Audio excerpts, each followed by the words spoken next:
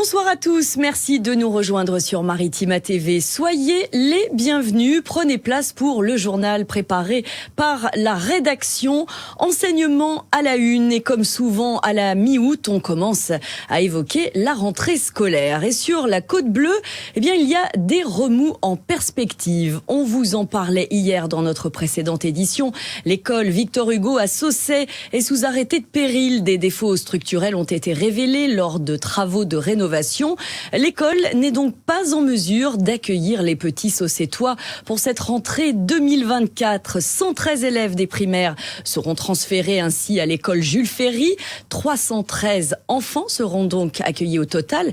Mais pas d'inquiétude pour les parents d'élèves. Des salles vides seront investies pour 1 an. Cyrielle Blazikowski a rencontré cet après-midi Maxime Marchand, le maire de Saussay, qui fait preuve de réactivité. Regardez.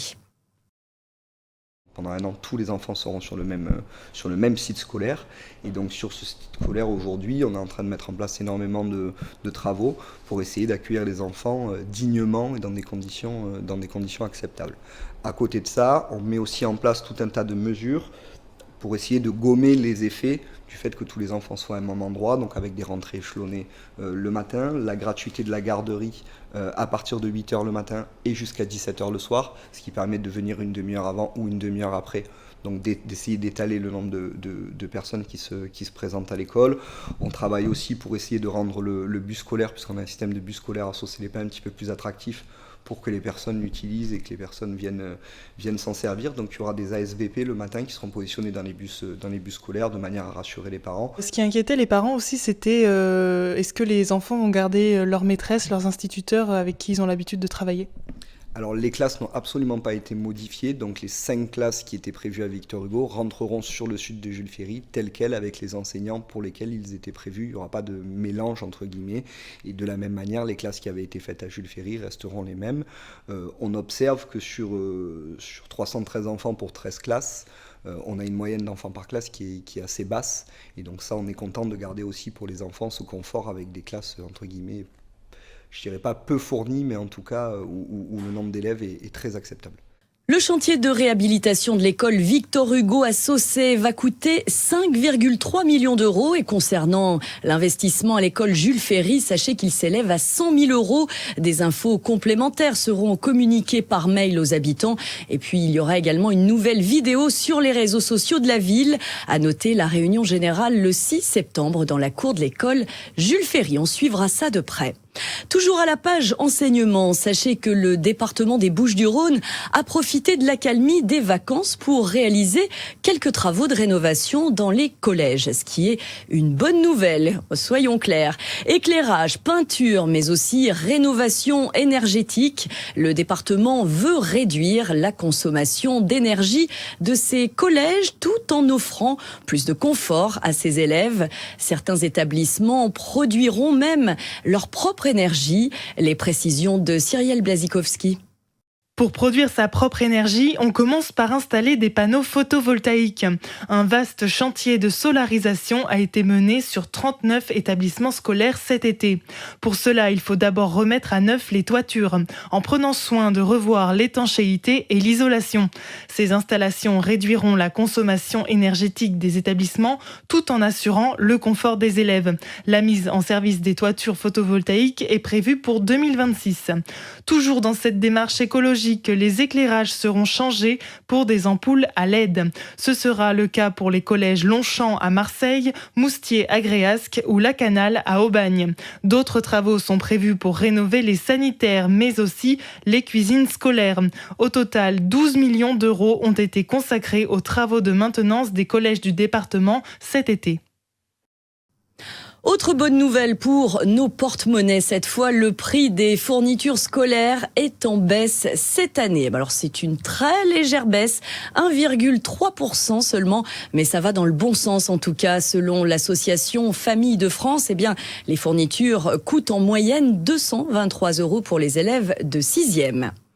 Justice à présent, un pyromane mis en examen à Marseille. Il s'agit d'un ancien légionnaire, désormais sans domicile fixe. Il est accusé de plusieurs départs de feu dans le 9e arrondissement, à l'entrée du parc national des Calanques. Les faits remontent à la fin du mois de juillet. L'incendie du 9 août, ensuite en point d'orgue à proximité d'habitation. Le feu titanesque de 1990 entre Marseille et Cassis qui hante encore les mémoires. Eh bien, une surveillance renforcée a été assurée par les agents du parc national, policiers nationaux et marins-pompiers dans le secteur 24 heures sur 24. Un profil suspect a été rapidement identifié, placé en garde à vue puis mis en examen. Le squatteur a reconnu une partie des faits et a déclaré agir, je cite, de par son ressentiment envers la société. On reste dans le registre incendie, mais à très grande échelle. Un détour par la Grèce où les soldats du feu sont toujours en lutte pour noyer l'incendie qui menace Athènes. Ils sont renforcés par 91 sapeurs-pompiers français. Et d'après les derniers bilans locaux, les flammes ont fait 1 mort et 71 blessés. Des habitants ont été évacués. Ils ont commencé à regagner leur logement ce matin. L'actualité continue, une voiture en feu a généré des perturbations mercredi sur la L2 entre midi et 2. L'incident s'est produit sur la bretelle Saint-Jean-du-Désert dans le sens Marseille-Toulon. La circulation a été interrompue sur une portion de la rocade pendant moins d'1 heure, le temps de l'intervention des marins-pompiers qu'on salue au passage. Les commémorations du 15 août, on y vient, elles se précisent dans le Var. La cérémonie menée 80 ans après le débarquement des Alliés en Provence, la fameuse opération Dragoon, devrait démarrer à 9h30 en présence d'Emmanuel Macron.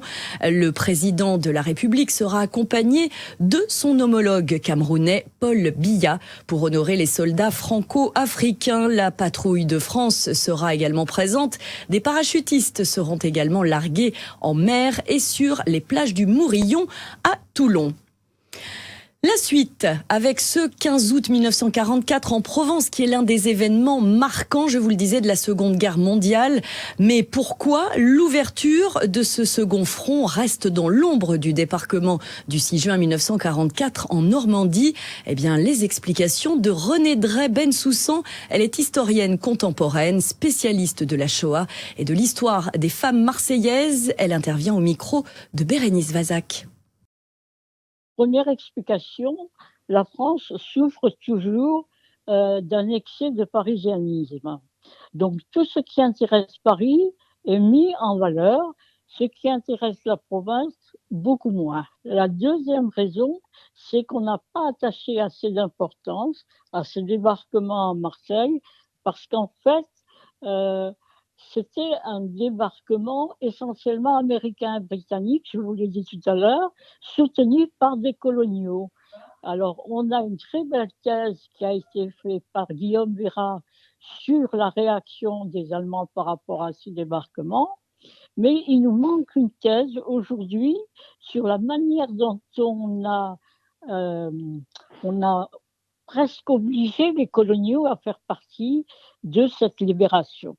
On passe au sport et au football. Les conférences de presse vont bon train à l'Olympique de Marseille. Et pour cause, l'OM continue son mercato estival avec un investissement estimé, tenez-vous bien, à 30 millions d'euros. Le jeune attaquant Eli Wahi, 21 ans, a signé pour 5 ans à Marseille. Il a été présenté officiellement à la commanderie, tout comme 3 autres recrues, Valentin Carboni, Geoffrey Delange ou encore Geronimo Rulli. Ses premières impressions au micro de Karima Tab. C'est vrai que ça me fait énormément plaisir. C'est comme dans un rêve. Je pense que je ne m'imaginais pas être face à vous aujourd'hui, mais en tout cas, je suis très content, très fier de faire partie de la nouvelle famille marseillaise. Alors on a entendu ce qu'a dit Fabrizio sur ta volonté à toute épreuve et les efforts consentis. Par rapport au coach qui est en place, Roberto De Zerbi, philosophie de jeu différente, un allant offensif encore supplémentaire. Quelles sont les premières discussions que toi tu as avec lui sur ton positionnement? On se doute que tu seras devant, mais comment se passe le début de relation? Ouais, elle se passe super bien, à merveille. J'aimerais dire que le fait que je sois là, c'est aussi en partie grâce à lui, avec la direction qui ont fait qu'aujourd'hui je suis là, je suis très content. Et je pense qu'on a l'équipe qu'il faut pour aller le plus loin possible dans le championnat. Point complet sur les présentations officielles du jour dans le bar des supporters. Évidemment, à ne pas manquer en seconde partie de programme. Et puis, je vous le rappelle, l'ouverture du championnat pour l'OM, c'est ce samedi à 17h à Brest, à suivre en direct et en intégralité sur Radio Maritima. C'est bon de retrouver les commentaires de Karim Attab et Jacques Bail. Un événement de taille est de retour à Martigues. Il s'agit de la semaine halieutique. Le terme peut un peu faire peur, mais il s'agit en fait du championnat de pêche en haute mer qui rencontre toujours autant de succès auprès des locaux comme des touristes d'ailleurs. Coup d'œil sur cette édition 2024 avec Gérard Perraudy.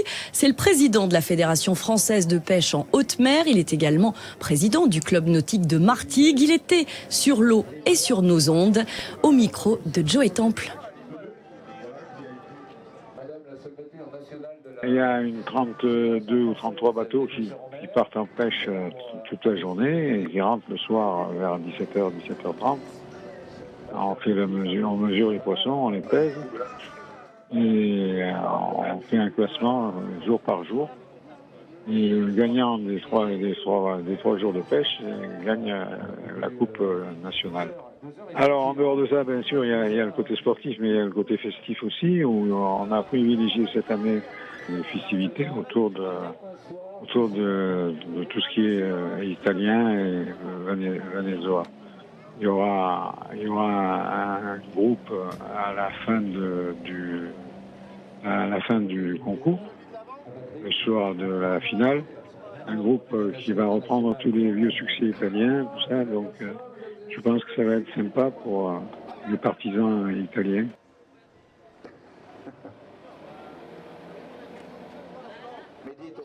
Vous avez bien retenu pendant cette semaine halieutique à Martigues. Rendez-vous à 17h30 pour la traditionnelle pesée des poissons. C'est visuel sur le parvis de l'hôtel de ville de Martigues. 3 soirées festives sont également au programme dès demain.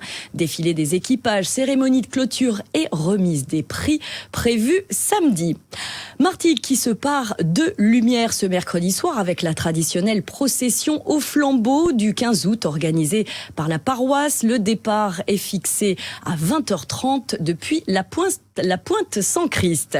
Et puis Saucé en fête ce soir avec un spectacle scénographique en collaboration avec Saucet d'autrefois et beaucoup de bénévoles dès 20h. Il y aura spectacle sur l'eau et puis à 21h30 un feu d'artifice suivi d'un grand bal. Allez-y, ça vaut vraiment le détour. En revanche, oubliez les jeudis étoilés ce 15 août à Istres. Le feu d'artifice est malheureusement annulé en raison du risque orageux. On fera l'impasse donc sur la soirée dédiée aux années 2000 de Teddy Riner à Kylian Mbappé. Prochaine et dernière édition de l'été, ce sera le 22 août.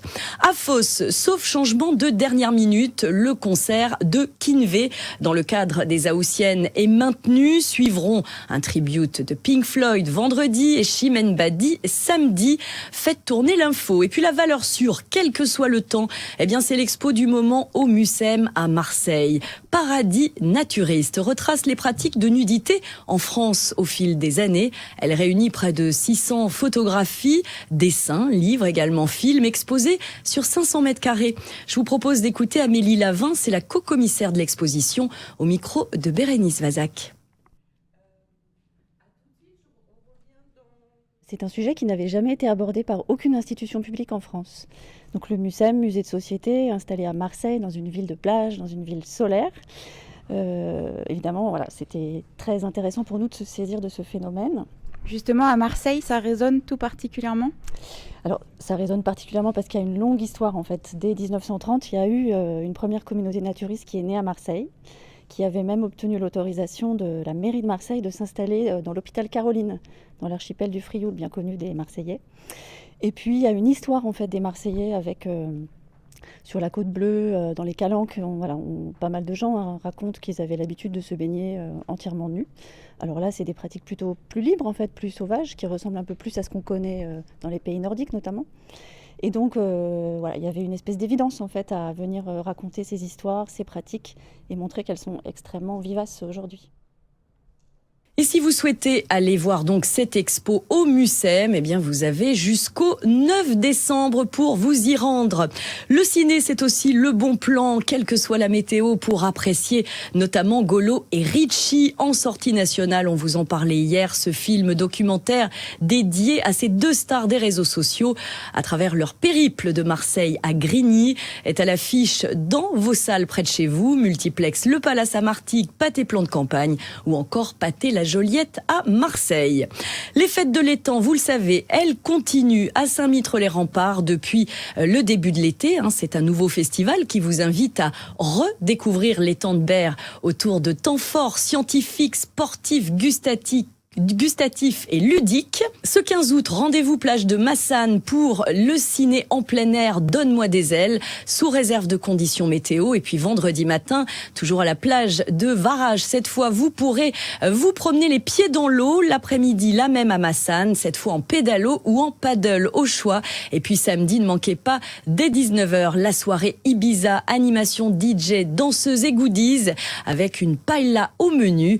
On terminera dimanche à 10h avec une initiation à la nage libre, donc depuis la plage de Varage. Une toute dernière info avant de se quitter, la Touloubre placée en état d'alerte renforcée pour la sécheresse. Info à retrouver sur notre site maritima.fr. 29 communes du département sont concernées, ce qui nous conduit tout droit à parler météo. En attendant, bon pont, bon férié, bon week-end, bonnes vacances. Et puis je vous propose de retrouver Joey Temple dès vendredi. Il sera aux commandes de ce journal. Très belle soirée à tous sur Maritima TV.